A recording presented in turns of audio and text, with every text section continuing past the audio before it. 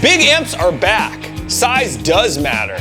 Lately, I've been gigging a lot, and I think most people that gig a lot would tell you the trend is to downsize. My amps have gotten smaller.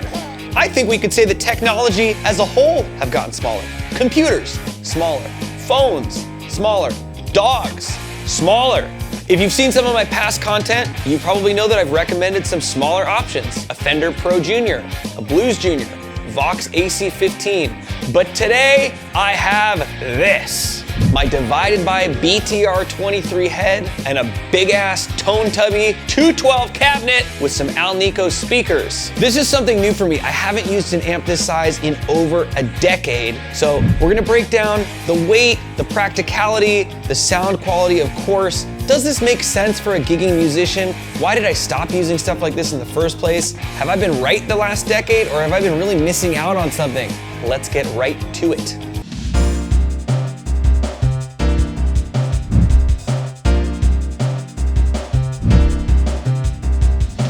Why is this thing back? And why does it look like freedom? Is it because Toby Keith died? Way back in the day, when my band was working on our 2016 album, 2015 album, I had a divided by and a 212 cabinet filled with scumbag speakers, custom scumbag speakers, and I had a matchless head and a matching matchless 212 cab. We put these in custom isolation cabinets, and we took all of those plus a light show, plus our own 32 channel mixer, all this fucking bullshit that no one would ever need, and we would take this to bars to play in front of like 16 people. It was a huge pain and totally unnecessary. And so when we finally realized like, what the fuck are we doing? I went way the opposite way. Like, why are we renting a U-Haul just to go play at the fucking Shenanigans pub down the street? Not every show has to be the fucking Macy's Day Parade, you know? I got rid of the amp. I got rid of the 14 space effects rack. I got rid of the ISO cabs. I got rid of the drummer and went down to playing like nothing. Tiny amp, tiny pedal board, just a guitar and making noise. But maybe I missed something. Maybe I went too far. Maybe one of those amps could have stayed. It did sound pretty good. And it's especially good when you roll in to a venue with $6 billion worth of gear pulled out of a car that costs $30. It is a flex. When I was wheeling this down my hallway to the elevator and then like loading it up into my car, I felt like a real guitar player again. It gave me a feeling that I haven't had since high school. It was like, damn, I'm going to a rock and roll show. Really, I'm going to my friend's house to set this up in his garage. But the feeling was the same. But like, if this gives you that feeling where it's like, yeah, man, we're really playing the guitar. We're guitar players today. And like, that's something that you enjoy, which I think as guitar players we all do, then this is worth it. It's things like that that we shouldn't take for granted and we should really think about, you know? Certainly a sense of nostalgia here, wheeling this big ass amplifier and knowing that I'm gonna plug it in and be fucking loud. It feels goofy, silly, but it's like, yeah, man, that's why we're doing this. So if you're not having fun, then what are we doing here? Enough talk. We know that it looks like freedom, but does it sound like freedom? Yeah, it does. It totally fucking, yeah, it does.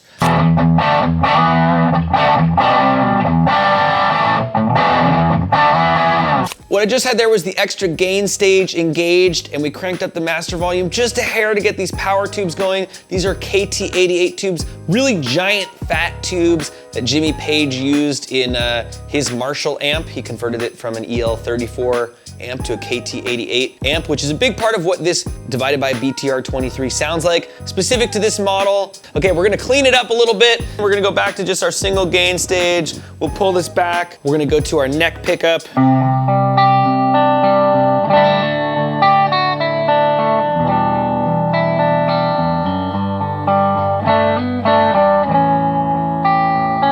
What I love about this amp is it really can do everything, but it always sounds very real. It's not phoning it in. I think part of that, part of the draw and the allure of like a big amp is that you can feel that in the room. It's like, yeah, dude, that's like really punching you. Here it is with the Wampler Tumnus and the Keeley Phase 24 engaged.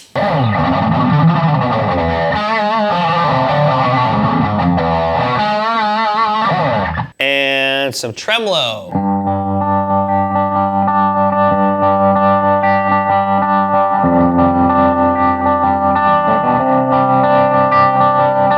Okay, so let's get down to brass tacks and really talk biz here. We've got kind of a big head here and a relatively normal size 212 cab here. So this head weighs 38 pounds. This cabinet, I would guess this cab is around 45 or 50 pounds. So altogether, we'll say this is like 80 pounds total. There's no side straps, so you're not lifting this by yourself. Personally, I like the way that it looks. One Instagram follower, Dave Fred, says, "The king of ugly gear strikes again."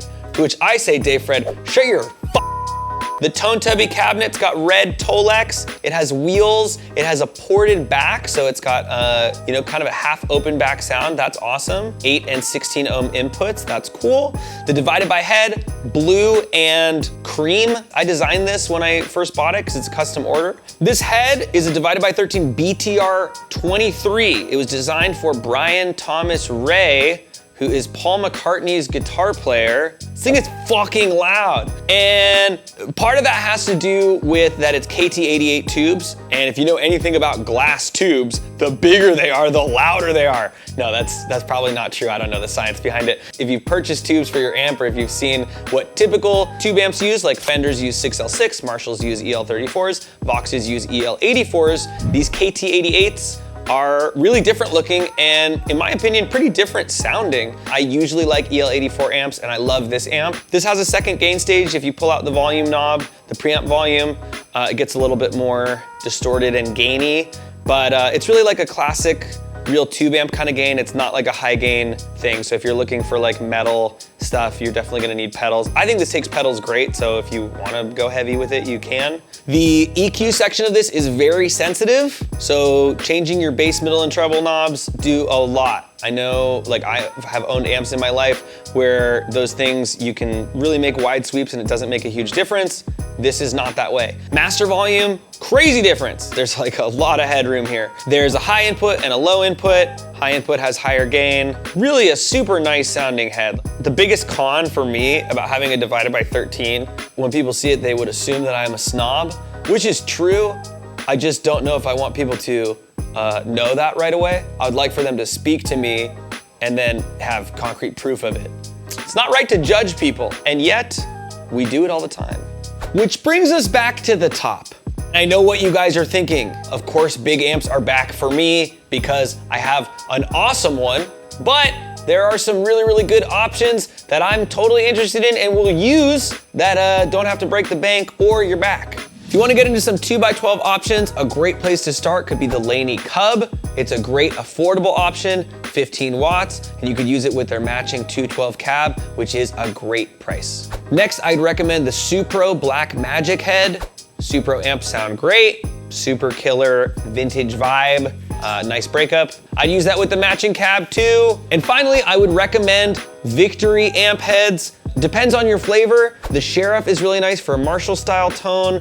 The Duchess is what I have. That's kind of more American Fender sounding. The Copper is an EL84 amp, more like a Vox. And they're all around the same price range. Really nicely priced, handmade in England.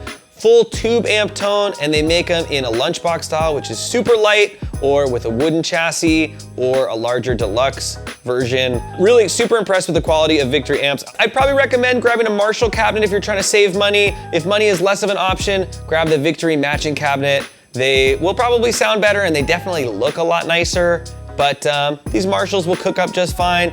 And for cabinets too, you can always just go on Craigslist, Facebook Marketplace, whatever. You can change out speakers really easily. This is stuff you can pretty easily find used. You don't have to be too precious about those sorts of things. It's not that tough to get into. A lot of times, especially a bigger cabinet, a lot of people just want to get rid of this shit.